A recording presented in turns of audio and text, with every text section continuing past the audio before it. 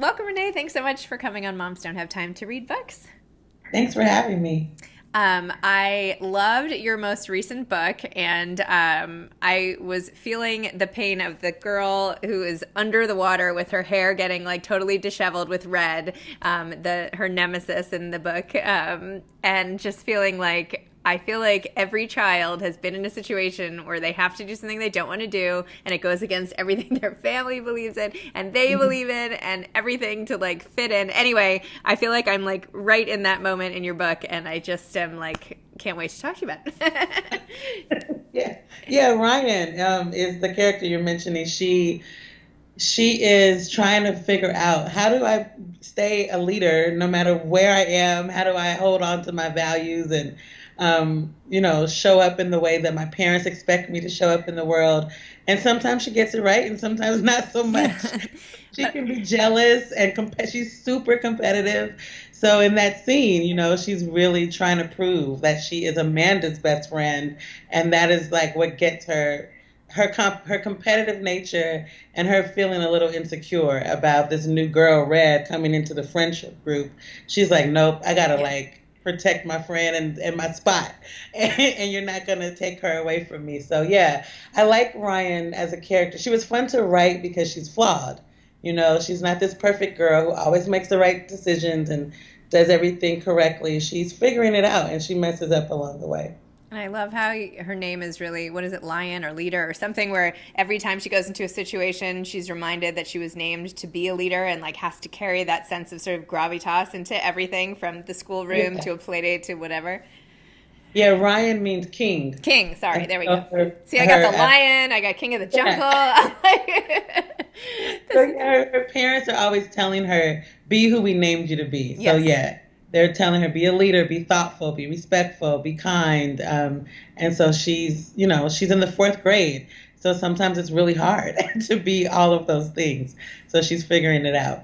So how do you do this? You've written so many books at this point, including a Newbery Award-winning novel and middle grade, and you've also you're doing the Oprah Winfrey new But leaders that yeah, which is so amazing. I'm really excited about Yeah, that. wait, let me take this one at a time. I'm like rambling here. Okay.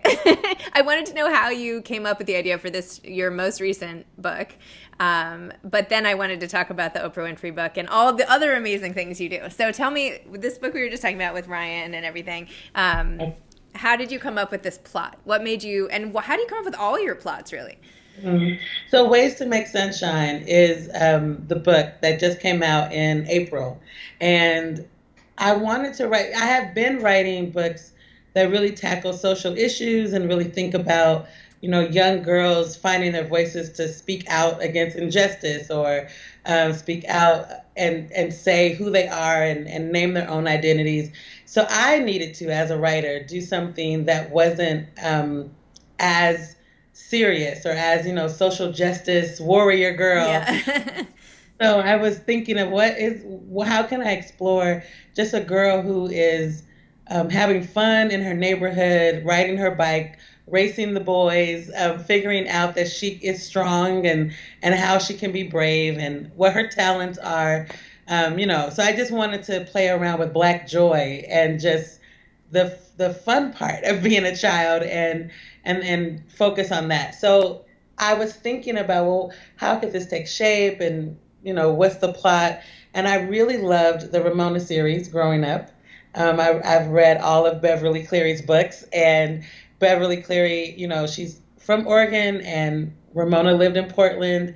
So I wanted to write a story in that vein about a Black girl who lives in Portland and is rambunctious and makes up concoctions in the kitchen and experiments when she's cooking with her mom. So it was kind of an ode to Ramona and ode to Beverly Cleary. I remember what it felt like to see streets that I recognized on the page in a book. Was so cool to me as a kid to be like, I know that park, I know that street, and my aunt lived near Clickitat Street, and so I always would joke that Ramona was my aunt's friend, and So anyway, I just wanted to give that to Black kids in Portland, and then kids all children to have a book that has some joy in it, and it just so happened to come out at a time when I think we all kind of need a little bit of sunshine and a little bit of joy in our lives. And so I've been having conversations with young people about that. How do you make sunshine? How do you um, use Ryan as kind of an example of like things are not the way we want them to be right now, and there is some sadness and there's some very real pain Yep. happening, but where is the good and how can we do good and not just complain about what's going on? So, yeah, that's ways to make sunshine. And I'm super excited that it's out in the world. It's the first book of a series. So I'm also working on book 2 right now. Awesome. I did not Yeah. know that Clickitat Street or whatever it was. I did not know that was a real place until you It's said that right the, now. yeah, it And I is. have read all those books. Obviously, I grew up with them all, Ramona and Beezus and all the rest. And I started reading them to my kids, although for whatever reason they weren't as into them as I was. I was like, aren't these amazing? And they're like, whatever. Where's like, whatever. Anyway, I haven't read them yours yet. I kept those for myself. But yeah, I just didn't even know that was a real place. So thank you for Yeah, so that. they're Fun fact. places. Yeah. I feel like Ryan also, I mean, her family's going through so many transitions, right? You have her family Hmm. moving in the very beginning, and her father has been working for the post office, and then he has to leave that job and get a night job and a new area, and they have to like make it seem like a palatable, fun move as parents try to do about everything for their kids, and then really like they get there and Ryan's like, what is this house? Like, I don't think so. And then you have her sort of get into it and like pull out the step stool that she finds and realize, you know what, in any house I can be whoever I am. It's not about where I live, it's about my family. And that's so true. I feel like right now everybody feels like so displaced, or just like their regular lives are completely disrupted like Ryan's was, and you have to figure out what's important, which is really like family and who you are. So I feel like it's such a timely message. Thank you. Yeah, change is really hard. Yeah. It's hard for adults.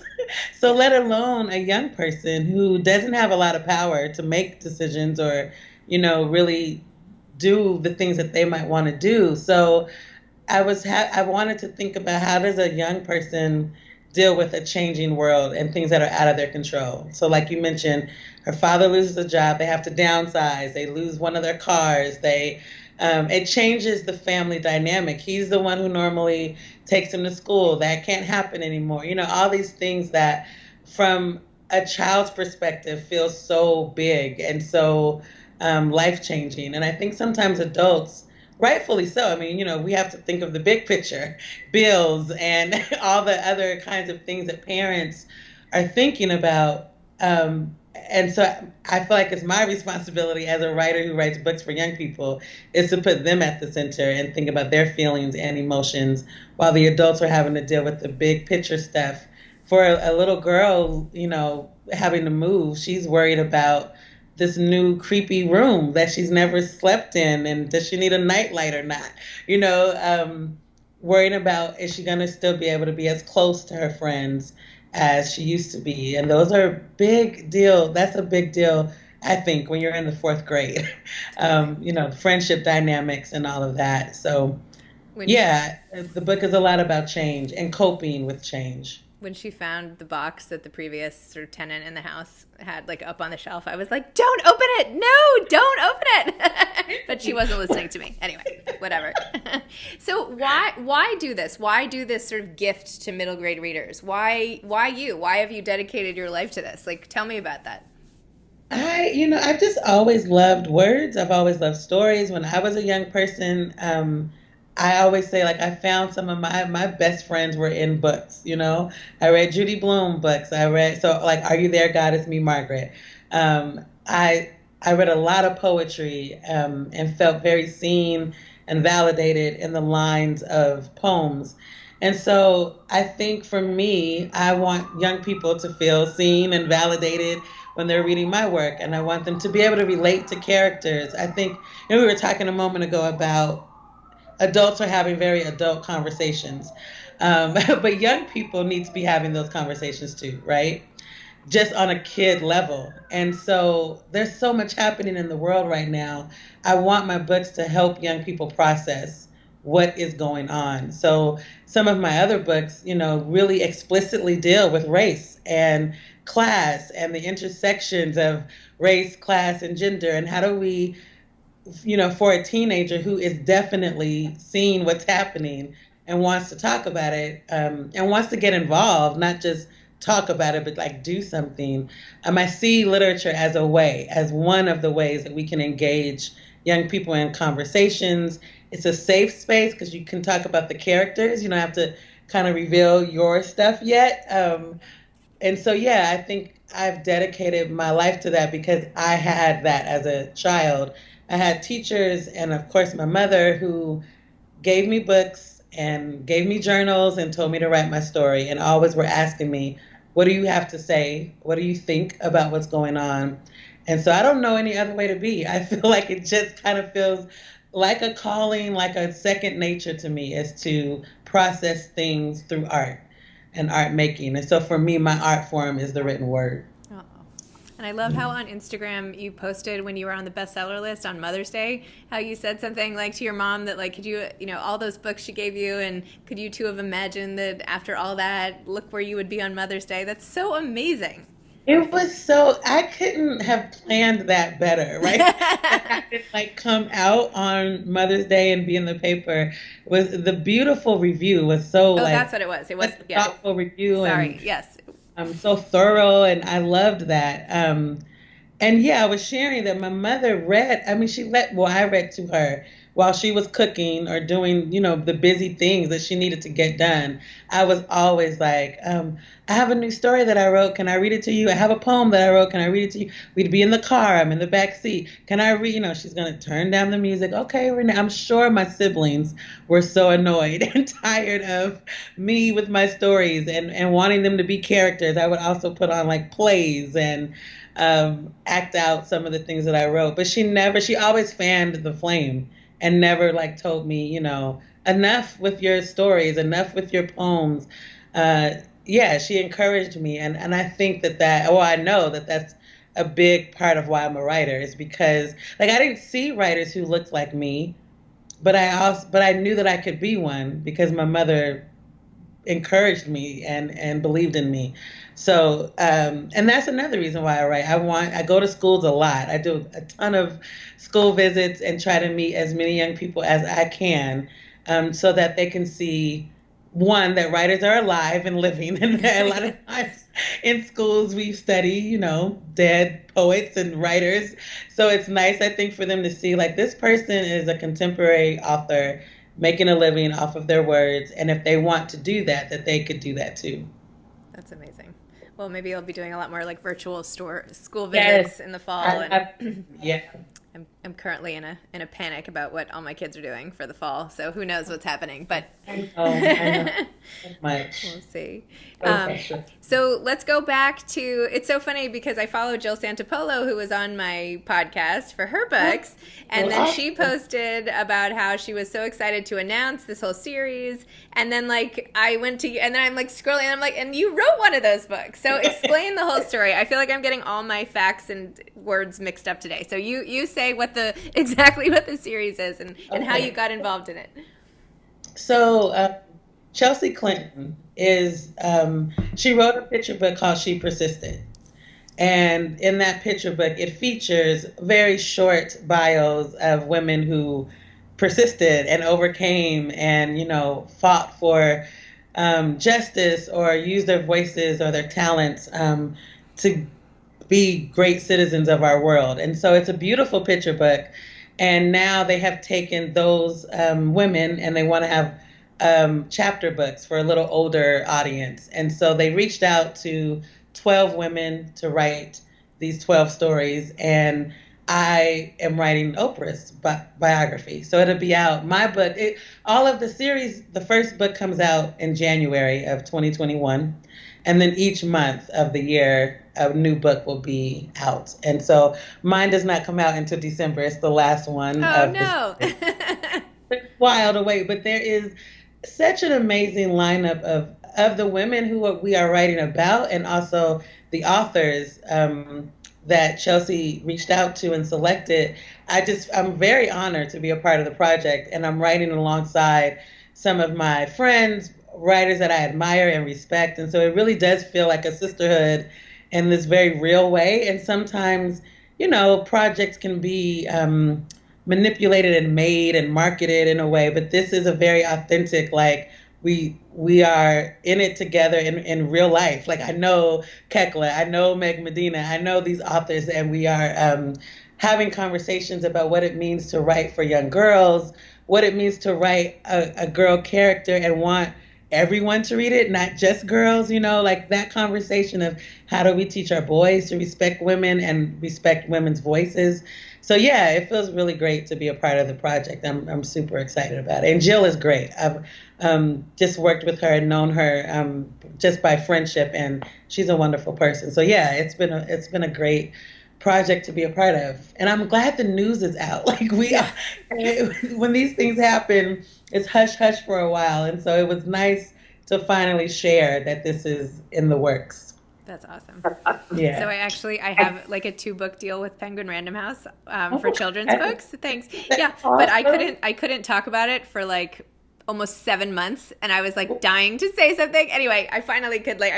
It takes just so long. So I know what you mean. Yours is way bigger news. Mine are like these tiny little books. But getting published is big news. So congratulations. Thank you. But yeah, I saw Jill when I was in there, and she was like, "Try to get a bigger book deal. Like, try a 3-book deal, 4-book deal." I was like, "Yeah, however many. Let's keep adding them on." Anyway, too funny. So tell me a little about your writing process. When you get an idea for a book and everything, you sit down. Where do you like to write? How long does each book take? Do you the whole thing? Yeah.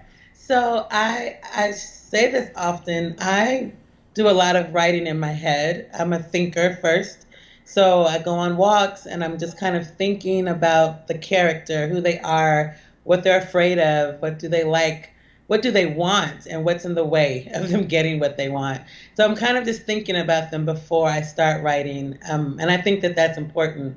And I listen. I just pay attention to the world around me, and I'm just constantly kind of taking in what's happening, so that when I sit down, I have something to say, and I'm not thinking, in that moment of trying to think of an idea. I already have so much in my head. And I handwrite first. There's something about, I'm just old school in that way, something about pen to paper that makes me more intimate with my character in the beginning and really gets me I usually write books in first person, so it's really helped me get in their head a little bit more.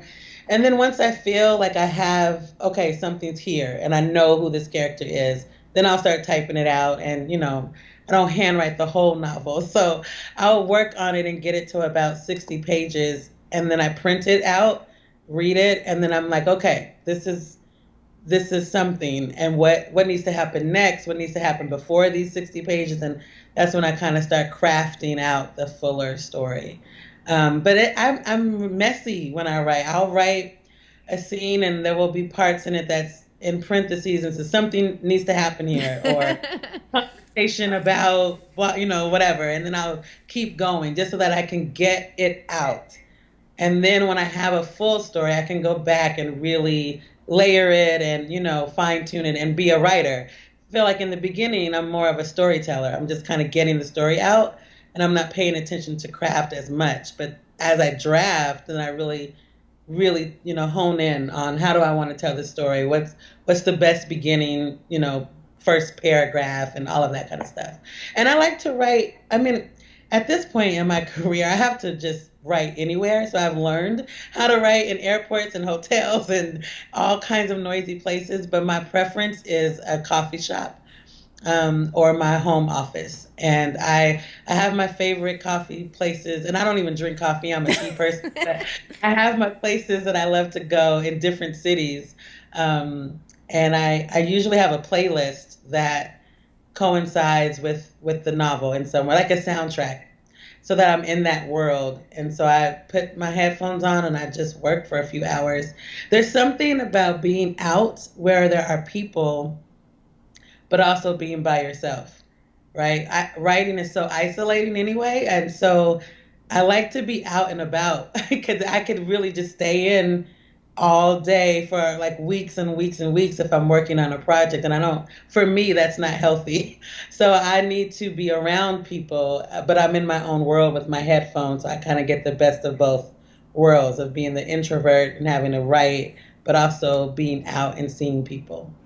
So here's my issue with writing at bookstores, because I have tried doing this in the past. But then, like, if I'm gonna go set up shop at like Pan Quotidien, right near my, or like near the kids' school or something like that, then what happens when you have to get up and you like go to the bathroom? Like, I never know what to do with all my stuff. Do I have to pack up every time, or do I ask somebody to watch my stuff? So then I'm like, forget it. I'm just gonna work at home. Yeah, it depends. I mean, I definitely have some places that I feel like are writer friendly. So there's kind of a code where we're all working. So yeah, you give the, do you mind? And then I'm gonna go and you're next, trade off kind of thing. And then yeah, if I don't know the place, I will pack up my stuff. Usually, I don't have a lot. I really just have my laptop and like, my phone out on the table. So it's easier to bring that with me. When I'm revising, so that's writing. I write out in public. I create in public. When I am in the throes of like revising and plot and storyboarding and I have like post-it notes on the wall of all the scenes, I have to be at home. It's too, like you said, it's way too much stuff to like try to take and then take over a whole table in a public space. And I'm in New York, so there are not that many public spaces that actually have that kind of space. Yep. So yeah, when I have all my writerly things out, I tend to write home in my office. I really love how you just said a minute ago how part of it is storytelling, but that's separate from the writing. It's almost it's like building a house, right? It's like first you're building the structure, and then like the painters come in, like it's all the different stages. But to be a truly gifted author, you have to have both of those abilities. Like you can't just like be a great writer but not know how to tell a good story, right? I mean, that's what that's or vice versa. Yeah, work hand in hand for sure. Yeah. So, and I try to really I think a lot about the craft of writing. I think the poet in me, I first, as a child, wrote a lot of poetry, studied a lot of poetry, and then I taught it and as a teaching artist in many schools. So I think a lot about word choice and sentence structure and when do you break a sentence or the white space on a page and how that conveys emotion and is also telling your reader something, not just the words. So yeah, I dig into that kind of stuff when I'm later on in the draft and then really have the full story. But in the beginning, I'm not necessarily thinking about those things. So I'll go back through and be like, oh, you need to rework this whole paragraph. Like what is happening is fine, but let's, say that in a different way or let it unfold differently. So I try to take time with the writing. I love that part of it, actually. A lot of people don't like to revise, but I do enjoy going back and revisiting and revisioning the story. Love that. Revisioning. Yeah. That's awesome. Makes it sound much more fun than revising. Makes it sound like a amazing creative endeavor versus like a slog through sentences and red marks. There are definitely some moments where I'm calling friends like, why did I say I could do this? And this is not going anywhere. What do I do? For sure. So it's not all fun, but it's a good challenge to have. For sure. So you have so much coming up. So you have the Oprah Winfrey book, For She Persisted. You're working already on the rest of the series. Are you making any of these a movie? You must be. This must be like a whole big thing. That must be private conversation. I mean, there's nothing that I can share right now, but I'm definitely working on like wanting some of my books to be adapted. And even, I mean, at one point, I'm not doing this right now, but I would love to write just not a book that's being adapted, but just write a movie screenplay or a TV series. So yeah, I always say I'm a writer. Right now, I'm writing a lot of children's books, but I want to do adult fiction. I want to have a poetry collection. So we'll see what happens in the years to come. These coffee shops have to open soon. There is too much for you to do.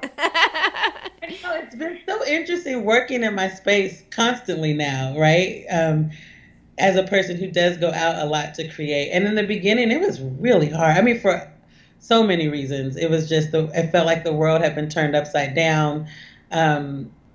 and emotionally it was just hard to kind of process what was happening and also be on deadline for books and have to get things done and then be in a space that I really hadn't been in a while creating. I had just come back from 2019 was a lot of touring and traveling for me, so I hadn't actually been home in a while. So it was so much that I had to just like take a moment. So those first few weeks of quarantine were really, really rough, and nothing got done, and that's okay too. And I say that to writers all the time. Sometimes you can't, and that's okay. I still was paying attention, and I feel like whatever was happening emotionally for me will show up in the work, in future works, you know. But it's also okay to just sit down and not feel like you have to create and push yourself to do. So it's while this has been really hard, and then of course all the protests and the resurgence of us having a national conversation about Black lives and all of that, it's just been a lot to be a part of and then also be creating during this time. So I've been really leaning into poets and activists who came before me, who also lived through really, really hard times and still found a way to write and create and actually used all of that anger, frustration, fear, sadness to push them to write. So Nikki Giovanni, Toni Morrison, you know, these giants who use their pen in moments of unrest, and that's been encouraging me that like I can do this. There's so many people who have already done this and left me great examples. So I've been really, really reminding myself of that. It's amazing. I love that perspective. That was also great advice for aspiring authors, but I would like a little more. So what else would you say to an aspiring author, aside from that the time is not always right and you shouldn't feel like you have to do all the time, and you know, sometimes you just collect the information, you're not outputting it, it's more like the input stage. What else would you say to an aspiring author? So there's a couple of things that I think that are important. Obviously reading is super important, and I think whatever genre you're trying to write in, read, you know, a lot in that genre. But also, if you find something that you really, really love, then read that again. Like, because when the first time you're taking in a movie or a play or a book, there's so many things you're missing, right? So if you love a book, I encourage people to go right back to the first page and then study that book and figure out what is this writer doing technically that is making me love this so much. Like, why did I keep turning the page? Why was I so engaged with these characters? And then figure out how to do that in your own work. And what can you learn from these writers? I mean, of course, you can take classes, and that's great and all that, but there's something about understanding what makes you like something and how do you do that in your work, and what are your kind of cornerstones as a writer. So figure out what is your voice and how do you want to get your voice out there. And then my other advice is not very like writerly, but it's find your people. I really think, like I was saying, writing is isolating, and it is really hard. There are a lot of no's. There's a lot of weight, like you just said. You know, there's, oh, great, we have this big news. Oh, you can't say anything for a while, or you're gonna get published, but not for, like, my first book. I signed the contract in 2007. It was a picture book. It didn't come out till 2010. So, like, there's a lot of hurry up and wait in this industry. And you're going to need some people who, even if they're not writers, but who are going to encourage you and who are going to push you and who are going to understand that you cannot maybe do the weekend brunch meetup because you're working on your novel or whatever. And I think if it weren't for my friends and the people who really love me and are going to tell me that I could do this, I don't think that I would be writing. And I needed to lean on people, and I'm so grateful that I had them. So yeah, it doesn't need to be a whole lot of people, but I think you need one or two who are going to really have your back and support you and push you and not let you give up on yourself. That is excellent life advice for anything, any profession, anything you're trying to do in the world. I think that is spot on. Perfect. Well, Renee, thank you so much. This has been so nice. I'm sorry I felt like I was a bit scattered this morning with like not retrieving the right names and information, and so I'm sorry for that. But I really enjoyed your book, and I'm such a fan of yours, and I can't wait to now follow and see all the amazing things you're going to do. So. Oh, thank you. It's really nice to meet you. Thanks for having me. And congratulations again on your books. Oh, thank you. Exciting. Yeah, maybe they'll come out in like 2026. Who knows? All right. Thanks so much, Renee. Thanks. Okay, Bye-bye. Bye-bye.